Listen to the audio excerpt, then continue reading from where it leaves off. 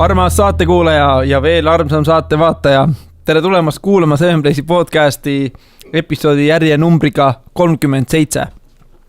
Antud saate teema on kogukondlik turundamine ja investeerimine. Ja selle teemal on meil külas Marko ja Kristi. Tere! Tere! Kohe varsti on teile sõna, ma natukene siin modisen veel. Nii, täna siis me räägime investeerimisest ja kogukonna kasvatamisest. Ja siis meil on külas Kristi, kes on õpetaja, investor, tuleva kogukonna juht, naisinvestorite klubi eestvedaja, investeerimisraadio tegija, finantsvabaduse grupi vedaja, blogikirjutaja, mina tean siin tegelikult blogi poole pealt, on siis kristiinvesteerib.ee. Ja Kristi eesmärk on vähemalt 40. eluaastaks. Kas sa oled seda langetanud juba seda vanust? No ametlikult ei ole langetanud, aga tegelikult nagu salaja juba natukene olen.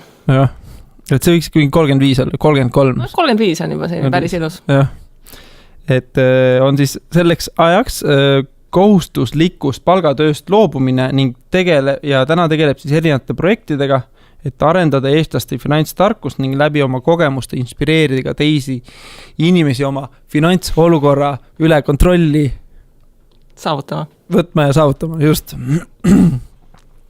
Et väga pikk tutvustus, jah. Jah, aga väga üllas eesmärk. Ja õnneks on põld veel suur ja lai. Ja see põld on väga suur ja väga lai, et me räägitakse mingist investeerimispuumist siin ja siis kui mina vaatan, et kui lai see põld on, siis ma kohe üldse ei usu neid inimesi, kes räägivad, et meil on siin investeerimispuum, et reaalselt, kui ma hakkab nüüd lugema neid inimesi üle, kes investeerivad, siis tegelikult neid väga palju ikkagist ei ole. Nii on, jah. Ja paljud, nagu ka meie ülehendab ei hakka niimoodi viitama, aga et paljud tahaksid, et juba peaks tegelema, eks, aga ikka ei ole seda esimest sammu võtta, et siis selle tänase saatega üks eesmärk oleks, et ka sina, kallis saatekuulaja, võta ennast kokku ja tee oma esimene investeering ära, et olgu selleks kas või 10 eurot, aga tee midagi. Nii, Marko on oma sõnade järgi investeerimismaailma mõttes väike investor, aga minu silmis on ta täitsa eeskujulik investor. Ja tööalaselt on ta siis kasutaja kogemuse tootejuht Transferwise'is. Jah, kohalikus valuutapuitkas. Jah. Ja ettevõtluse poolest veab ta investeerimisklubi, investeerimisinstituuti ja igavese heateofondi. Jah, seda veab ka ja on selle alustaja. Ja tema peamiseks missiooniks on siis finantsteadlikkuse arendamine Eestis. Eks te võiksite väga, teete koostööprojekte ka päris palju vist? No me natuke ikka teeme, jah. Visioon on sama. Jah. Visioonide kui kumbki ei maininud. Selline visioon ja missioon on tavaliselt käivad käsikäes. Jah, seda küll. Ja missioonist on lihtsam aru saada võib-olla. Et Eesti kontekst, kui me räägime finantsteadlikkuse tõstmisest ja arendamisest Eestis, seda on võimalik ka numbritesse panna. Et me teame umbkaudu, kui palju on finantsteadlikke inimesi Eestis ja me teame, kui palju on tööealisi inimesi Eestis. Et siis on see missioon on nagu saavutatav. Kui me räägime visioonist, et finantstark Eesti ja kõik muud asjad, siis seda on natuke raskem niimoodi hoomata, et sellest on... Kui iga üks investeeriks, mis siis saaks? Ma arvan, et ei ole mõtet muretseda sellise asjale, see on see sama koht, et kui kõik inimesed sööksid tervislikult ja kõik läksid jalgrattaga ja kõik inimesed oleksid ausad ja head, et need on mingid sellised, kahjuks need on sellised natukene utoopilised asjad, et päris nagu 100% kõik ei ole. See oleks muidugi väga tore, aga iga asja levikuga alguses võtab päris palju energiat enne, kui mingi asi läheb massidesse ja massidesse siis lõpuks jõuda selleni, et see viimane inimene ka seda teeb, et on selline, see on võib-olla selline, ma ei tea, 150 aasta visioon. Siin on võib-olla üks illusioon on see inimestel, see, et tegelikult kõik enda arust investeerivad ju, maksavad ju makse. Ma arvan, et selline kohustuslik sammaseks. Investeerimine jääb selline inimpsühholoogia sinna varju või inimpsühholoogia on see põhjus, miks paljud investeerivad, et nagu igal pool mujal majandus ka investeerimine ikkagi vastutuse võtmine ja omaniku staatuses olemine ja kõik paljud ei ole nõus vastutust võtma enda eest või siis ka oma lähedaste eest, et siis rääkimata sellest, et nad on nõus siis riigi eest või ettevõtete eest vastutust võtma, olema nende omanik, et inimpsühholoogia paneb hästi palju siin paika. Enne kui me läheme saate juurde, siis Marko, ma laseks sul teha ühe reklaamlause, et mulle väga endale see heateo fond meeldib, see kontseptsioon on nagu minu arust kihvt, et mis see on ja kuidas see toimib ja kuidas sellega saab liituda? Väga hea küsimus, et mul on siin vaba eetriaeg nüüd natuke reklaami teha. Et kuna ma investeerimisest olen huvitanud pikka aega ja tegelenud ka selle investeerimisega, siis tegelikult kõik minu ettevõtmised ja tegevused siis omavad mingis mõttes sellist investeerimismõtlemist enda sees, näiteks ettevõtluses ma olen väga poolt sellisele liikumisele, et alati osa tulust sa investeerid ettevõttes ka ära, nii et siis ettevõtte saab olla jätkusuutlik ja saab mingi hetk oma kulust siis katta teenitud tulust. Ja mingi hetk siis tekkis, kuna investeerimisega hea tava käib kaasas ka alati hea tegemine või heategude tegemine, siis me tegime juba väikse sõpruskonnaga investeerimisklubiga heategusid. Rohkem inimesi tundus selle vastu huvi, tundus, et peaks siis seda nagu organiseerima, seda tegevust natukene ja lõimegi selle MTÜ, mille nimi alguses oli investeerimisklubi heategevusfond, hiljem muutsime selle igaveseks heateoks, mis annab siis paremini edasi võib-olla seda mõtet, mis me sellega teha tahame ja võtab selle investeerimisklubi sealt kontekstist välja, sest tegelikult see on mõeldud nagu kõigile, mitte ainult investeerimisklubi liikmetele. Nii, nüüd ühe lausega, mis see on? Et igavene heategu on siis heategevusfond, mis ei tee heategusid ainult siis annetustest, mis on kogutud, vaid ta investeerib annetused madala riskiga ja teeb siis heategusid saadud tootlusest, mis võimaldab siis sellel heategevusfondil teha heategusid igavesti. Jube kihvt minust. Et põhimõtteliselt, kui lihtsalt võtta, et kui Kristi nagu panustab sinna fondi näiteks 1000 eurot kokku oma näiteks aasta-2 aasta jooksul ja fondi siis selline tootlus on, ütleme hästi lihtsalt numbrites oleks lihtne vaadata, on 10%, siis 10 aastaga põhimõtteliselt on see raha juba tagasi nii-öelda heategudeks tehtud ja ülejäänud 90 aastat siis teeb sinu raha ikka veel head, et selline payback period on nagu on tootlusega paigas, et igavesti head teha. Nii et Jaan, ma jään sinu... Mingi veebileht? Jaa, igaveneheategu.ee. See natukene naljakas, igavene heategu, see on nali. Ei, no see on tõsi asi, et tundub naljakas, aga tegelikult on reaalne, et Jaan, ma ootan sinu panustis sinna. Jõulud on käest. Tähendab, jõulud olid ära. Nii, igavene heategu, ja et kunagi ei ole hilja teha annetust, et pole vahet, mis aeg on. Nii, minu enda kogemus investeerimises on olnud suhteliselt hektiline, et ma olen siuke, et vahest on nagu veits raha üle ja siis paned jälle suurema hunniku suhtelise, mis igapäevaselt, eks ju, et panen ruttu nagu kõrvale, eks ju, või soetan midagi, et olen mõne ajaga endale soetanud USA väärtpabereid, Eesti väärtpabereid, oma nüüri kinnisvara, kui ka siis viimasel ka, mitte viimasel, õnneks päris ammu juba oma krüptovaluutad. Et ja viimase aja kõige uusim mõte on tulnud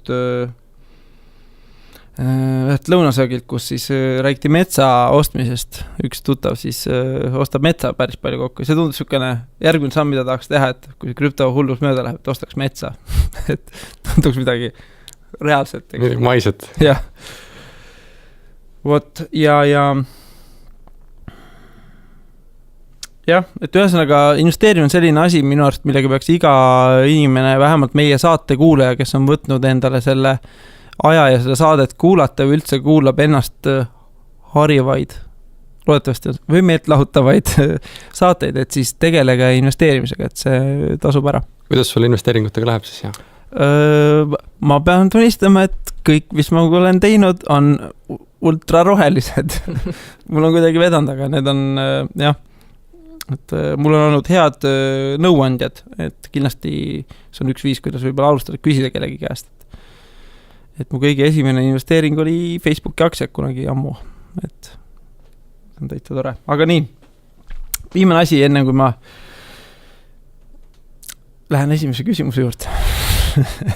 et kallid kuulajad ja kallid vaatajad, et kui see saade või mõni eelnev saade on olnud teile toeks teie teekonnal, siis kindlasti andke oma tagasisidet kommentaarides või jagage seda saadet oma sõpradel või rääkige lihtsalt oma sõbrale, et kuulake enne seda värki, et investeerige. Ja nii ongi. Miks te teete seda, mida te teete?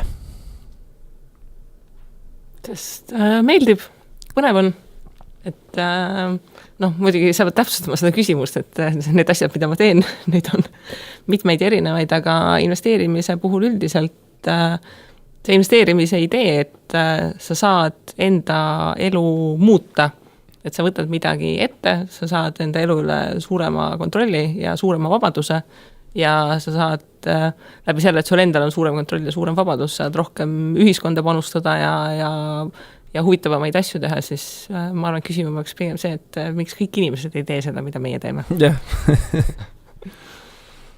see on ma olen selle peale palju mõelnud ja ma olen jõudnud erinevate vastusteni sellele küsimusele. Kui ma alustasin, siis oli ilmselge, et tahaks, et oleks rohkem raha, et siis tundus, et investeerimine on ju mingi raha tegemine. See oli nagu päris alguses. Siis natuke edasi mõeldes sellest ja tekkis küsimus, et miks ma seda siis tõesti teen, siis jõudsin väga kiiresti arusaamale, et meil aeg on piiratud siin maailmas ja ainuke viis siis, kuidas nii-öelda aega juurde saada, on siis midagi passiivselt kasvama panna, siis raha kasvama panna ja siis see aitab sul siis põhitöölt nii-öelda mingis osas siis ära tulla ja teha neid projekte, mida sa tegelikult tahad teha, et sa ei ole nii-öelda kohustatud. Ja kõige viimati ma olen jõudnud siis sellise mõttekäiguni, mis on siis natukene veel edasi jõudnud sellest, on see, et objektiivsus on minu jaoks hästi oluline, et ma olen aru saanud läbi nende mitme aasta, kus ma olen investeerinud, kui on tekkinud passiivne rahavoog, mis on sama suur kui su põhisissetulek näiteks või suurem, siis sul tekib hoopis teistsugune maailmapilt ja sa oskad asju hoopis teistmoodi hinnata, sa oskad riski hoopis teistmoodi hinnata kõikides eluvaldkondades. Näiteks risk sellest, kui ma nüüd töö kaotan, mis ma siis teen, et enamus, kui sellist puhvrit ei ole ehitatud ja kui investeeri, siis see hirm on väga suur ja töölt ära tulemine tundub nagu võimatu tegevus näiteks, kui see on kellegi huvi, et ta tahab ära tulla, kui ta teeb midagi, mis talle ei meeldi. Ja see investeerimine, see puhver ja passiivne sissetulek aitab sulle objektiivsemalt otsused vastu võtta ja need otsused on tavaliselt sellised, mis tõesti on vastavalt sinu unistustele või sinu soovidele. Et sa ei tee midagi sellepärast, et ühiskond nagu sunniks sind tegema. Et täiesti see avardab sellise maailma, millest sa võib-olla alguses isegi aru ei oska ette kujutada. Päris hea. Kuidas te igapäevaselt enda igapäevases elus siis kasutate sotsiaalmeediat? Mina olen see inimene, kes vist elab sotsiaalmeedias. See ei ole isegi võib-olla teadlikult nii kujunenud, aga kui mina investeerimisega alustasin suurusjärgus 5 aastat tagasi ja kui ma otsisin teisi mõttekaaslasi, siis oli, ütleme ikka väga must maa. Et need suured Facebooki grupid, mis praeguseks olemas on, ühtegi neist ei olnud selleks hetkeks veel loodud ja igasuguseid selliseid blogisid ja Twitterit ja kõike muid asju, kus on keegi väga infot nagu jagaks, et neid tegelikult üldse Eestis ei kasutatud.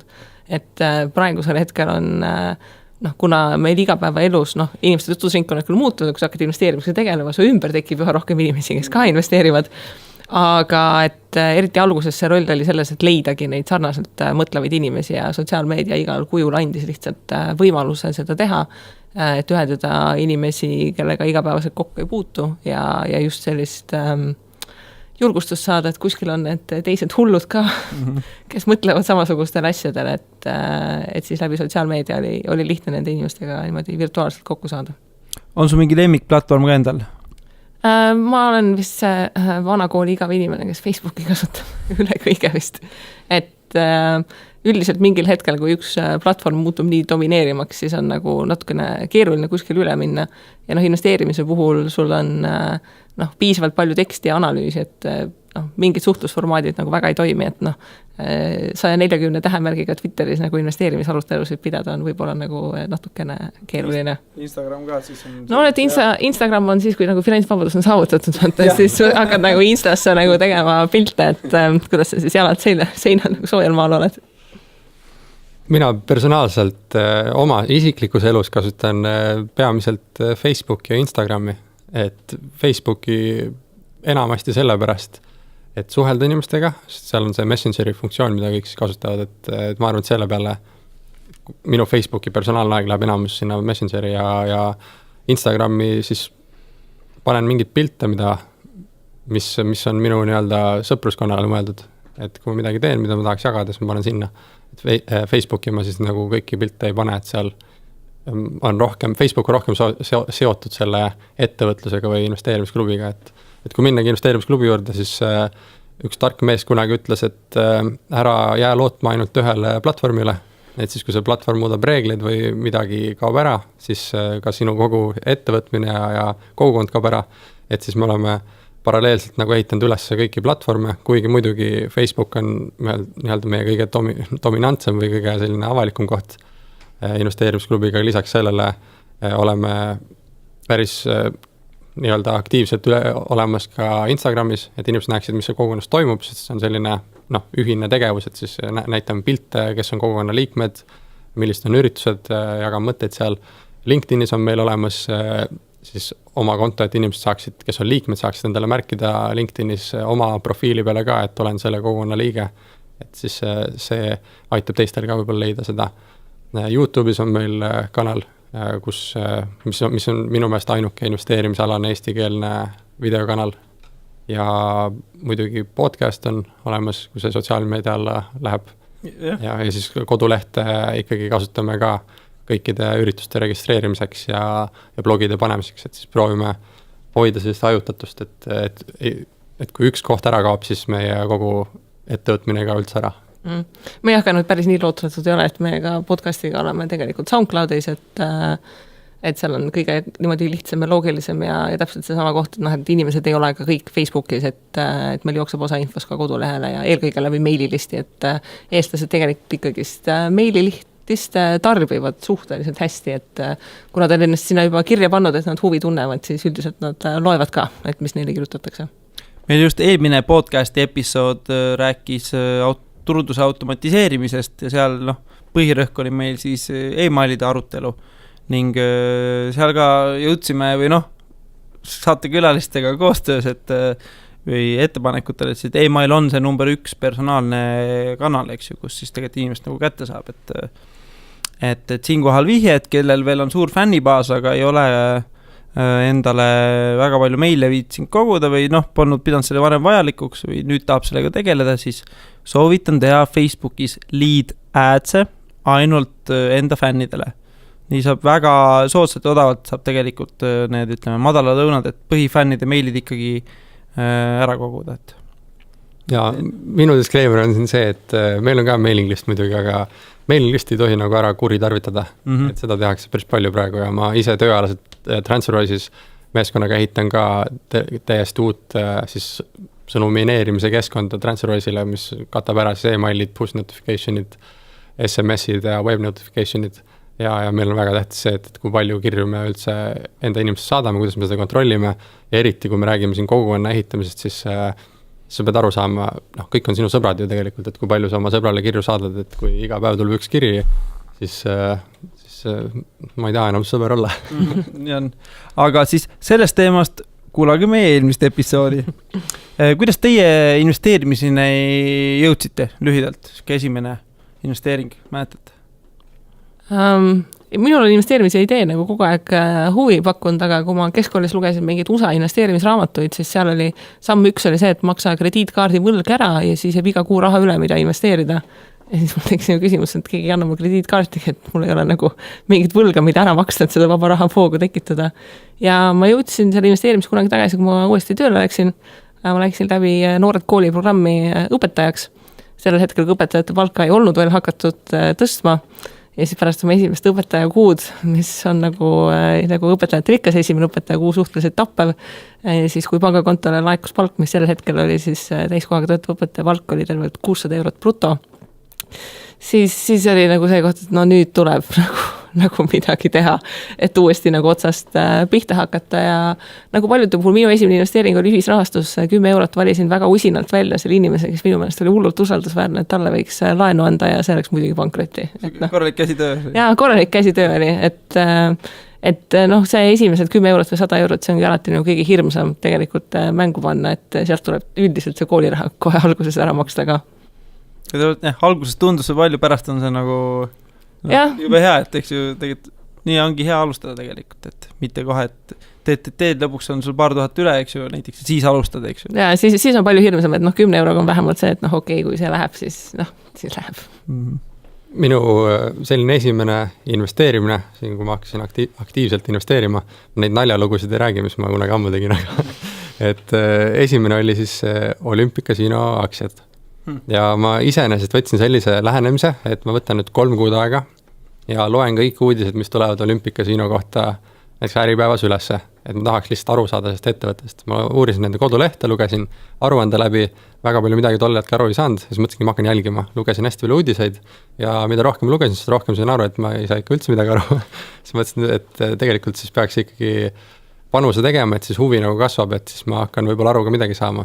Ja siis tükk aega panin selle, õppisin ära, kuidas aktsiate ostmine käib, tuli tikker panna sinna sisse, see OEG tikker, ja siis oli koguse panema, palju sa osta tahad, valida, mis turult sa ostad seda, et nad on mitmel turul ka seal, valisin Tallinna turu ja siis ei vajutanud enterit veel, 10 korda kontrollisin üle, kas numbrid on õiged, sest see on nagu esimese pangamakse tegemine, et kui kontrollid seda IBAN-i koodi mitu korda üle, kes mäletab, kuna käesti ammu oli, et julgenud raha saata, siis mõtlesin, kaob ära kuhugile. Sama oli aktsiatega ja siis lõpuks võtsin julguse kokku ja vajutasin siis selle osta nupu peale ja siis tõusin arvutirust püsti, käed püsti ja kõndisin kööki ja mõtlesin, kurat, aktsionär nüüd. Aktsiad on siiamaani alles kusjuures. Kui vanna sul siis tohib küsida?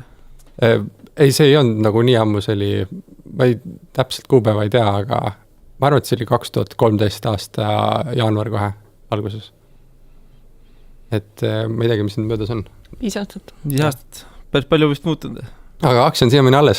Ostsin 1,95-ga ja panin paika kriteeriumi. Ma sellest sain aru, et sa paned paika kriteeriumi, kuna sa maha müüd ja kuna sa siis juurde ostad, siis ma panin, et juurde ostan alati siis, kui aktsiahind langeb alla selle 1,95 ja siis ostan juurde ja maha müün siis, kui ta on 2,06. Sest et see oli viimaste 5 aasta nagu tipp oli 2,06, mõtlesin, kui sellest mööda läheb. Aga 5 aasta jooksul ei ole sellest üle läinud. Kogu aeg juurde ostnud? Mingi hetk ma sain aru, et juurde ka ei ole mõtet enam vasta. Dividendi aktsia muidu? Dividendi aktsia, et 6-7% on maksnud, et võib selle nostalgilise tehinguga rahul olla tegelikult. Alustan alati mõistetest, et mida teie peate investeerimiseks ja mis see ei ole investeerimine? Nii, Kristi, palun. Sõnastiku definitsioon palud õpetajalt. See on nüüd hästi hea küsimus, sest et inimesed mõistavad seda investeerimist nagu väga erinevalt, et see sõnastiku definitsioon peaks just olema see, et sa paigutad raha mingisse varasse, mille väärtus siis suureneb ja läbi selle midagi teenid. Aga nüüd seda investeerimise definitsiooni annab igasse suunda tegelikult venitada, et investeerida saab endasse või haridusse või siis täpselt nendesse varaklassidesse, et sõltub, kust nurga alt keegi vaatab. Mul on tegelikult suhteliselt range definitsioon olemas, mis ma finantsmaailmas mõtlen, mis see investeerimine tähendab. Sest et me tegelikult võrdleme 2 asja, üks on spekulatsioon ja teine on investeering. Seletan lahti. Spekulatsioon on siis selline tehing, kus sa panustad raha, teadmata, kui palju sa vastu pärast saad. Et sa panustad raha ja sa loodad, et see kasvab, see tehing, see investeering iseenesest, sa saad rohkem tagasi. Ehk see on spekulatsioon. Investeering on siis selline tehing, kus sa panustad raha ja selle hetkel, kus panustad, sa tead juba, kui palju sa tegelikult sealt tagasi saad suure tõenäosusega. Ütleme, mitte 100%, aga väga suure tõenäosusega. Näiteks pika ajalooga dividendiaktsiad võivad olla selline investeering, sest nad on maksnud läbi 50 aasta samasugust dividendi, kui sa investeerid, sa tead, mis on see dividend tootlus vähemalt. Või siis on igasugused erinevad lepingud nagu laenulepingud või võlakirjalepingud, kus on lepingus kirjas, kui suur on see tootlus, mis sa siis selle investeeringuga saad. Et siis investeering sellises kontekstis on see, et sa juba tead, mis rahavoogu sul tulema hakkab. Ja spekulatsioon on see, kui sa panustad lootes saada lihtsalt rohkem, aga täpselt ei tea. Korraks tahtsin öelda Bitcoin, aga... Spekulatsioon. Aga... mis ei ole, nagu, kui ma oma lähi ümbruskonda või seltskonda motiveerin investeerima, siis paljud, ma investeerin seda raha parem ise endasse, eks lähen lõunamaale, eks, et kas, ehk siis mõtlen see, kas investeering on alati siis rahaline. Nagu sa ütlesid, kas rahaline mingisugusesse varaklassi. Et mis ma ütleksin selle vastu inimesele? Mitte vastu, aga et ei no oma tervisesse on alati väga tore investeerida, aga investeeringul peab olema ka tootlikkus, et kas selle tagajärjel, et inimene rohkem puhkab ja rohkem oma tervisesse panustab, et kas selle tõttu siis nagu toimub midagi tema elus ka, et kas ta teeb midagi rohkem, kas tal on rohkem energiat, ta teebki rohkem tööd või õpib rohkem või mis iganes, et see investeerimise puhul see idee on see, et sul on nagu mingi tegevus ja sellel on nagu mingi reaktsioon, mis tuleb järgi, et see, et ma lihtsalt kõlgutan jalga soojal maal, võib-olla nagu investeerimise isegi laia definitsiooni alla on nagu natukene keeruline nagu paigutada. Et inimesed kasutavad sõnu nii nagu tegelikult tahavad ja endale on võimalik kõik ära põhjendada. Et siis ma investeerin ise endasse või investeerin lastesse või võid öelda ju, mida sa tahad, aga see tegelikult, ma arvan, et inimesed saavad ise aru, et mis nad siis täpselt teevad. Et kui Kristi ütles, et investeerid siis oma tervisesse, siis mina võin samamoodi öelda, et ma ostsin endale uued tossud, et jooksu minna, et ma ei pea ütlema, et ma investeerin oma tervisesse nüüd ja ootan sealt tootlust, et kui investeerimine ja selline spekuleerimine ja finantsturgudel tegelemine on, siis ma kasutaks neid definitsioone, investeerimine ja spekuleerimine ja raha paigutamine ja mujal maailmas siis, ma ei tea, kasutan mingeid muid sõnasid, siis näiteks tervise puhul lihtsalt panustan oma tervisesse. Hoolitsen enda eest, olen terve inimene, et endal on võimalik kõik ära põhjendada, aga mis ei ole investeerimine, see küsimus. Ma arvan, et investeerimine ei ole siis endale inglise keeles liability'te ostmine või kohustuste ostmine eesti keeles siis. Et paljud ajavad seda asja, et ostavad mingi kohustus endal nagu tarbesem mingi auto või siis ostavad endale elamise, mis on tegelikult nende, ongi liability või kohustus ja siis kutsuvad seda nagu varaks. Et siis see ei ole investeerimine, et tegelikult tuleb aru saada, mis on siis kohustus ja mis on vara. Meie kuulajatele, et kes on see, kes peaks sellega tegelema? Investeerimisega? Jah. Ma arvan, et kõik inimesed võiksid selle sihiks võtta, et mõistlik oleks ju, kui sa terve elu teed, üldperspektiivis enamik inimeste elu näeb välja selline, et nad terve elu teevad tööd ja siis lähevad üks hetk pensionile, et tasuks ju selle tööelu jooksul midagi sellist teha, et tegelikult peaks natukene vähem tööd tegema.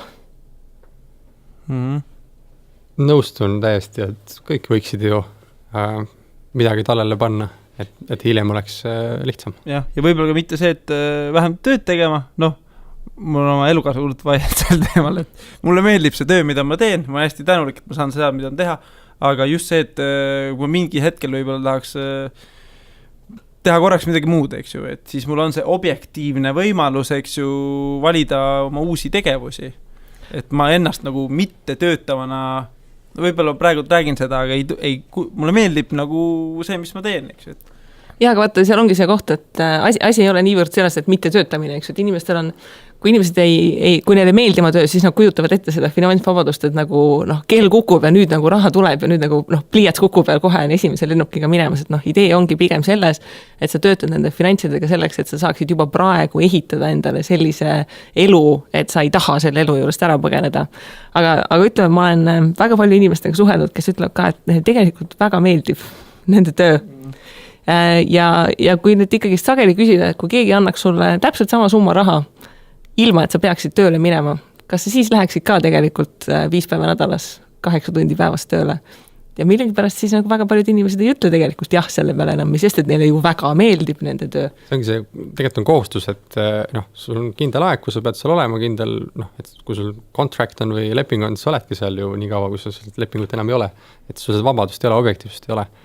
Aga kui me võtame siin selle finantsvabadus, et kas siis töötad või ei tööta, selle mõiste siis ja tulla sealt natuke tagasi, siis täiesti okei on see ka, et kui sul on natuke raha kõrvale pandud ja sul tuleb siis iga kuu passiivselt 50 eurot tagasi rohkem, et saad näiteks oma telefoniarve ära maksta, kütusest maksta selle eest või siis teenid siis passiivselt 100-200 eurot, et saad aastas korra kuskil reisimis käia. et me ei pea vaatama absoluute, et kas ma nüüd olen finantsiliselt vaba ja mul kogu tulu tuleb investeeringutest või siis sul lihtsalt on väike lisasissetulek, mille sa saad oma lastele midagi ägedat osta, saad uued tossud endale osta jooksma minna, mida iganes, et ma väljan selle alustava investori poole, kes veel võtab nagu hoogu või on mõelnud selle peale, ma juba ammu olen tahtnud, ma olen näinud neid reklaame, eks ju. Et või siis mõne jaoks võib-olla tundub see rikaste hobise investeerimine. Et kuhu ma sihin on siis see, et ma tegelikult juba palju, aga osad selle maininud, aga mis oleks niisugune peamine põhjus, miks kuulaja peaks esimesel võimalusel investeerima? Sest et ega keegi teine sinu raha eest nii palju ei tunne muret kui sina ise, et ega kui sa ise pihta ei hakka, siis ega sellist asja ei juhtu, et keegi tuleb tänavu vastu ja kuule, nüüd nagu hakkame koos tegutsema, et sul rohkem raha oleks, et sellist asja lihtsalt ei juhtu, et ise tuleb pihta hakata ja ma võin öelda, et mul endal on kogemus reaalselt nüüdseks juba vist suurusjärgus 1000 inimestega olnud suhelda sellel teemal ja siiamaani see number 1 asi, mida absoluutselt kõik ütlevad, on see, et oleks nagu ainult varem pihta hakanud nagu kas või kuu aega varem või muidugi ideaalis nüüd see aasta või 10 või 20 aastat varem, aga et ma ei ole hetkel veel kohanud inimest, kes oleks kahetsenud seda, et ta oma rahaasjad korda on saanud. Et ükski inimene peab öelda, et tegelikult ma ikka täiega nagu igatsen seda, kus ma nagu iga kuu pidin muret tundma, et kuidas arveid maksta, et sellised inimesed lihtsalt ei ole nagu olemas. Ma ei tea, kas Jaan küsid mingi hetk soovitusi ka, et mida siis, kuidas alustada või? Jah, põhimõtteliselt see oleks mul järgmine küsimus. ma juhatan sisse siis sinna. Et üks kõige lihtsam, et küsimus ongi, et üks kõige lihtsam samm oma esimese investeeringu tegemiseks. Nagu see on puust ja punaseks. Et mis ma tahtsin nagu eelmise selle küsimusega, tahtsin samamoodi vastata nagu mõlemale korraga, et investeerimine on võiks mida varem sa alustad, seda parem, aga ma ise olen selline personaalse rahanduse mõttekäigu fänn ka, et mul on hästi tähtis, et minu personaalsed rahaasjad oleks korras, ilma selleta ka, kas ma investeerin või mitte, vaid lihtsalt, et minu sissetulekud ja väljaminekud oleksid ilusti arusaadavad, et ma teeksin neid õigesti ja et soovitus ongi see, et siis ma arvan, et see tuleb kõige suurem muutusega inimestes esile, kui nad seda teevad. See on see üks asi, mida kõik peavad tegema. Praegu pildin üles seda asja. Et lihtsalt võtta see aeg ja võtta see otsus vastu, et sa paned kirja kõik oma sissetulekud ja väljaminekud ükshaaval, siis paberilehe peale Excelisse või Google'i ülesse, siis ükshaaval kirjutad kõik oma sissetulekud, väljaminekud ülesse. Ja mis see teeb, on see, et inimesed, kui nad näevad seda protsessi või näevad numbreid, siis nad hakkavad ise automaatselt genereerima olukordi, kus nad saaksid seda parandada ja paremaks teha. See on täpselt spordis niimoodi, kui sa teed tulemusi ja sa kirjutad oma tulemust üles, sa tahad olla parem kui eelmine päev. Sama on juhtimises, ettevõtte juhtimises, kui sa kirjutad tulemust ülesse, sa tahad olla järgmine päev tiimiga parem, kui sa olid eelmine päev, eelmine kuu. Et lihtsalt võtke 2 kuud, kirjutage kõik ülesse ja ma arvan, et selle 2 kuuga juba teil on 10% rohkem raha alles ja sealt saame rääkida sellest, et saab seda kuhugile ära paigutada ja investeerida. Jah, et siis ei ole vaadanud see, et mul ei ole raha, vaid siis sa saad aru, et ei osta seda mõtetut asja. Ei, mõni inimene tegelikult, ma olen seda eelarveharjutus ka inimestega läbi teinud, mõni inimene jõuabki tegelikult järeldus, et tal ei olegi raha. See on ka täiesti võimalik, et kui sissetulekud ongi väga väikesed ja kulud väga suured, et tulebki vaadata selle paberit otsa ja hakkadki mõtlema, et kust ma nüüd saaksin vähem kulutada ja kust ma saaksin tegelikult rohkem nagu juurde teenida. Aga see Marko pakutud harjutus tegelikult lisaks sellele, et sul tekib see ettekujutus, et kuhu see raha läheb. Mina ütleks, et number 1 asi, mis inimesi tegelikult takistab, on see, et inimesed kujutavad ette, et nad peavad hullult palju mingeid asju oskama selleks, et investeerida. Et ma nüüd pean hullult mingit matemaatikat oskama ja ma pean suutma suurepäraselt mingit börsianalüüsi lugeda ja kõike muud. Ja tegelikult see ei ole nii, et tegelikult see number 1 oskus, mis sul vaja on tegelikult distsipliin. See kõige lihtsam distsipliin, et kui see raha, mis sul tuleb sisse, et sa natukene mõtled enne, kui sa seda kuskile kulutad, et sa mõtled, et kas see asi on seda väärt, kas ma maksan selle eest õiglast hinda ja see kõige parem distsipliini harjutus on see, ma arvan ka selline finantstarkuse kuldvara, see pay yourself first, et siis kui sul mingi raha kontole laekub, siis kõige esimesena sa maksadki ise endale, ehk siis sa panedki selle kuskile säästukontole ära, et sa ei kuluta seda ära ja sealt edasi saad sa siis mõtlema hakata, et mida sa selle rahaga tegelikult teed. et mina ise praegusel hetkel väga aktiivselt eelarvet enam ei pea, aga see on ikkagi nagu uskumatu, et kui lihtsalt see eelarve tegelikult nagu lappama läheb, et sa ise nagu mõtled küll, et sa oled nagu hullult nagu mõistlik ja siis aeg-ajalt ikkagist vaatad nagu mingi tšekk üle, et nagu tegelikult ka ma nagu ei tahtnud päris nii palju seda raha kulutada. Ma olen vist oma eelarvet üles kirjutanud rida haaval üle 4 aasta järjest, et mul on 4 aastat iga kulutus põhimõtteliselt üles kirjutatud ja ma olen selle 4 aasta jooksul 2 kuud olen võtnud sellist, kus ma ei kirjuta seda ülesse, et lihtsalt näha, kui hästi ma suudan intuitiivselt siis eelarvet pidada ja säästa, siis mõlemad korrad see, kui ma kirjutan asju ülesse 1 kuu versus see järgmine kuu, kui ma ei kirjuta, siis minu säästmise siis summa vahe on 10% sissetulekust vähemalt, et sinu intuitiivne taju siis kulutab 10% rohkem kui distsipliin.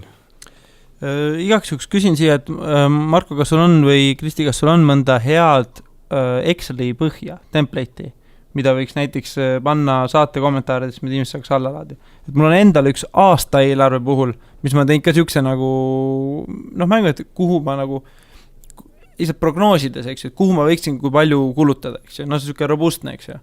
Et mis aitab kas või mingi esmase eelarve, kas sul on endal mingi siukene siis igakuise kulutuste peal mingi hea põhi äkki? Mul on üks imeline tabel, et seda ma olen selle ise ehitanud siis 4 aasta vältel, et enda asju paremini jälgida.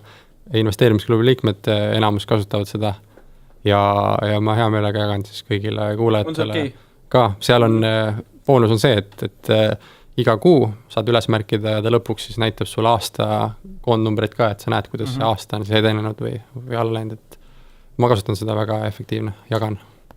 Ma annan ühe nutisoovituse, inimestel, kes ei taha, kellele väga Excelid ei meeldi, siis on Spende äpp. Ta on üsna mõnus, töötab nii iPhone'i kui Androidi peal väga hästi, et ma ise tegin ka mingi 3 kuud vist, aga peale seda läks lappama, aga see andis mul ikkagi väga hea ülevaate sellest, et Jaan ei söö nii palju väljas, et absurdsed summad läksid sinna, et mõtled küll, et 5 eurot ju või niimoodi, aga kui see 5 eurot on hommik, lõuna, õhtu ja niimoodi väga palju, see selleks. Okei.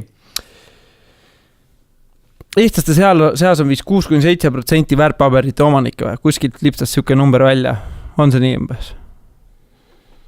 Võib suhteliselt realistlik olla, kui vaadata väärtpaberikontode omanike hulka. Ja seal on 2 tegurit, ütleme, et lihtsalt, et taustaks üks on see, kui palju tal on väärtpaberikonto ja siis kui palju ta viimase aasta jooksul mingi tehingu teinud või 2 aasta jooksul. Okay, jah. Et siis kontode omanike arv võib olla 6-7 ja ma arvan, et aktiivseid, kes on teinud, on kuskil 3%. Aga kuidas meil on lood võrreldes naabritega? Sõltub kellega võrrelda.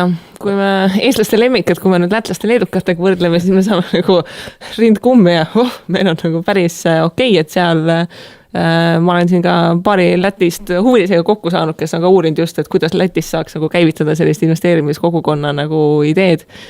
Aga kui me nüüd hakkame vaatama nagu meie põhjanaabritele, kes meil eeskujuks on, siis nende investeerimistraditsioon on ikka märkimisväärselt teistsugune kui meil. Et seda saab vaadata ka Soome börsi aktiivsusnumbrite ja väärtpaberi omanike arvu järgi, et seal see traditsioon, et ma ostan ja hoian ja pärandan isegi on ikka märkimisväärselt sellise pikema ajalooga, aga meie poliitilist ajaloogu vaadates pole midagi nagu parata, meil on lihtsalt seal 50 aastat auku investeerimiskultuuris, et selle järgi tegemine võtab aega. Rootsis just oli on see number läbi käinud, et Rootsis omab 90% elanikkonnast mingisugust investeerimistoodet. 90% elanikkonnast, et see ilmselt on siis seotud mingite siis pensioniga või mingite muude instrumentidega ka, aga ikkagi märkimisväärne. Et on veel kõvasti minna? Kõvasti. Kui ma seal investeerimisklubi sündmusel käisin, siis ikka mul oli väga positiivne näha, et nii palju huvilisi oli. Et kihvt. Jah, et me oleme, see missioon, mis meil on ka, et finantsteadlik Eesti, siis me vaatame, kui kaugel me oleme investeerimisklubiga selles jõudnud. Selline grupp on olemas nagu finantsvabaduse grupp Facebookis, mis siis enamasti ühendab kõiki selliseid ja investeerimishuvilisi väikeinvestorid või finantshuvilisi lihtsalt. Ja seal grupis on, ütleme, 15 000 inimest, praegu natuke rohkem. tööealistest inimestest on see 15 000 inimest 2,5%. Ehk et aktiivselt sellised huvilised Eestis on 2,5% tööealistest inimestest. Investeerimisklubis siis käib 0,5% kogu siis Eesti inimestest, et numbrid on piinlikult väiksed tegelikult. Aga kui selles mullis sees olla, selles 2,5%, siis tundub küll, et et kõik tegelevad ju, kõik 2,5%, aga suurt pilti vaadata, siis mis need ülejäänud 97,5% teevad? Küsiks vahele niisuguse mõtte ka, et kui nüüd investeerimisega tegeleda, et ma ise olen vaadanud, et mind ennast on hulluks saanud viimalt see krüptopalavik, eks. Ja olen nagu et liiga palju võib-olla oma sellest töö või mingi vabast ajast veedan siis selle kohta lugedes, uurides ja toimetades, et see on mulle nagu niisuguse lisaärevuse tekitanud või. Et enne magaminekut mõtled veel korra üle asjad, et või siis kuulsid jälle uus coin on, eks ju, aga mitte krüptodest rääkima, ehk siis mis on mõistlik aeg investeerimises, et kus see piir nagu läheb? No eks alguses ole paratamatu, et seda aega läheb päris palju lihtsalt sellepärast, et alguses on nii palju asju, mida sul ikkagist on vaja õppida. Et kui sa valdkonnast midagi ei tea, siis võtad esimese raamatu ette ja siis avastad sealt umbes 50 terminit, mis tegelikult on vaja selgeks saada ja siis tekib nagu 50 küsimust veel juurde, et nagu kuidas see käib või mis asi see on. Aga mina ise olen pingutanud selle nimel, et mu portfell oleks üles ehitatud nii, et kui ma üks kuu otsustan, et ma tegelikult üldse ei viitsi tegeleda, siis ma arvan, et tunni ajaga kuus haldaks selle portfelli ära.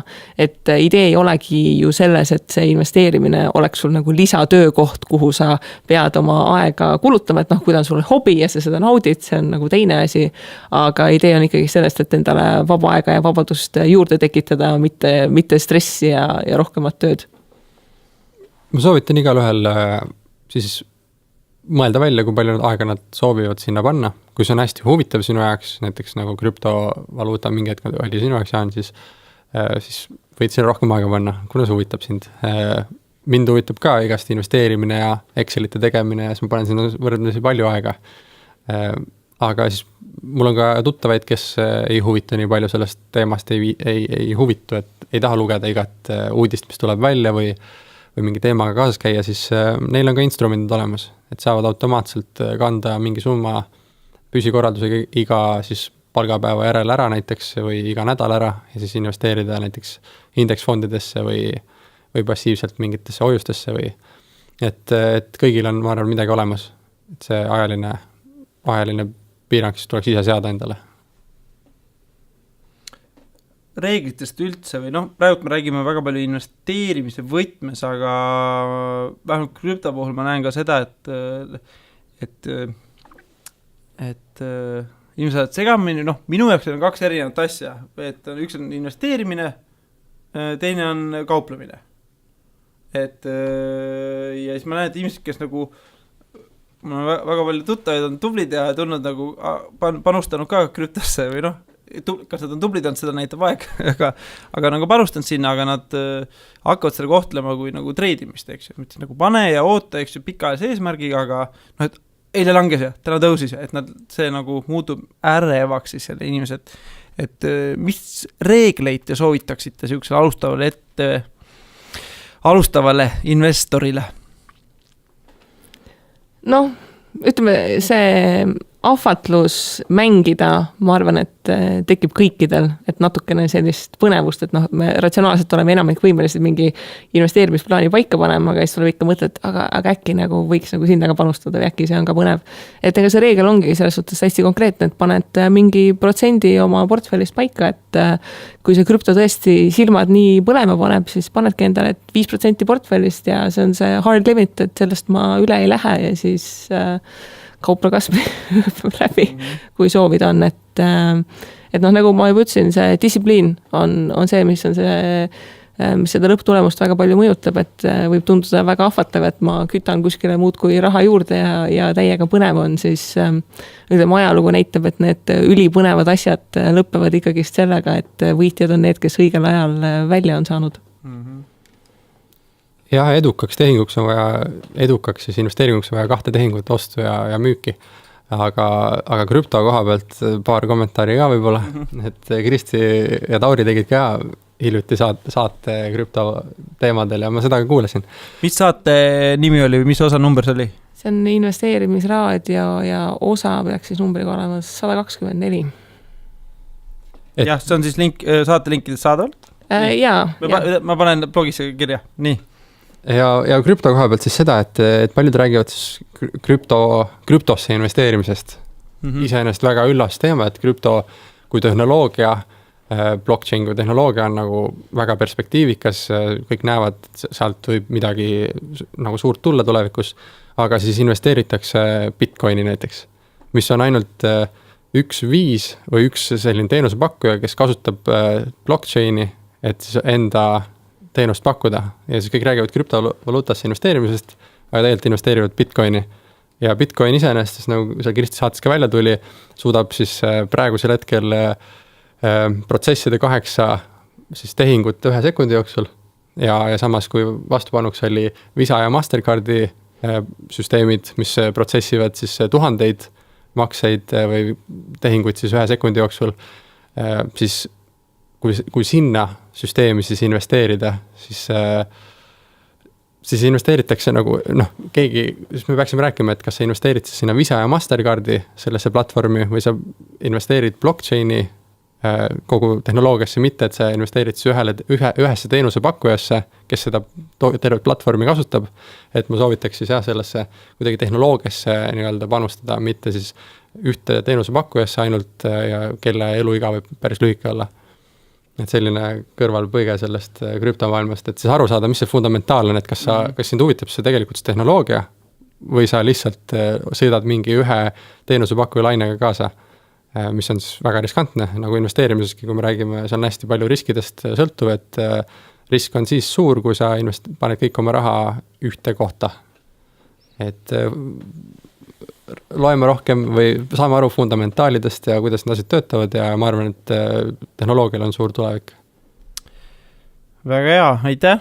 Ma teeksin sellega nüüd sükse väikse vahepala Marko Soovilooga, mis on siis... mis on küll siis playlist lausa, et mulle endal väga mõnus seda playlisti kuulata ja selle saatel siis küsimusi kokku panna. Et disclaimerina ma ütlen ka, et see playlist on siis midagi, mis ma leidsin YouTube'ist ja see, kes selle kokku pani, tema siis, nemad enam aktiivset playlist ei tee, et see on selline hästi paljud kommentaarides ka igatsevad, et nad teeksid uusi playliste. Aga siis, kui mina mingi playlisti leian, see on tunniajane, siis ma kuulan selle nii-öelda ribadeks, et seda ma olen kuulanud, ma arvan, 100 kordi. Ongi ise suur mixtape'ide või ütleme pikkade listide fännid, et ei jaksa iga 3 või 4 minutiga uut lugu leida. Ma olen hästi halb lugude ja autorite teadja ka, et mul ei ole üldse nimed meeles ja ma ei vii midagi kokku, et siis mulle meeldib ka pikk playlist, mõnus funk ja päris hea on tööd teha selle saatel. Ma olen hästi vedanud, et iga saatekülalisel on mõnus muusika maitse, et tuleb päris hästi. Ja olen pannud siis Sevenplaysi konto alt, võite näha siis saatekülaliste mussi lugusid playlistiga siis, mis see nimi oli, Get Work Done või midagi taolist. Hea töö mussi playlist on siis YouTube'is. Kas tohib küsida, et ma olen ka enne kuulanud su podcastis, sa tõid selle kontseptsiooni sisse, et sa neid lugusid mängid, aga mis selle siis mõte on või miks sul tekkis idee neid lugusid siia sisse tuua? Idee sain ma Mihkel Sillaotsa käest, kes teeb raadiosaateid. Ja siis ütles, et nagu intervjuud, aga ikkagi raadios nad toovad selle mussi juurde, et see on nagu osa sellest. Ja sellest sai see ühe korra proovitud. Ma vaatasin seda, et inimesed avanevad siis teistmoodi. Ja kuna mul on teid, võib-olla te ei tule siia enam saatesse, võib-olla tulete aasta pärast, aga üks võimalus siis teiega niimoodi intervjueerida ja teid tutvustada ka tegelikult siis podcasti publikule. Et siis ma loodan, et saab mingi teise vaatama teie kohta kui inimestest. Ikkagi inimesed. Kas ma vahepeal olengi kuulanud seda saatet ja siis sa paned selle muusika taha mängima ja siis me tegelikult plärisime siia peale, et seda muusikat väga nagu te ei kuulegi, et ma olen mõtlenud, et tahaks natuke kuulda ka.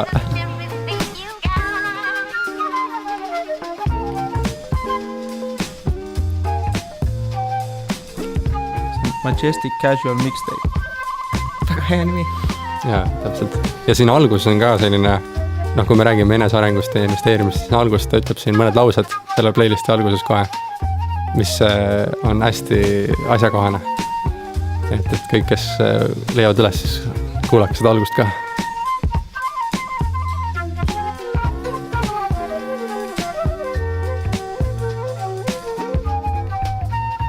Jaanil pea käib igastahes.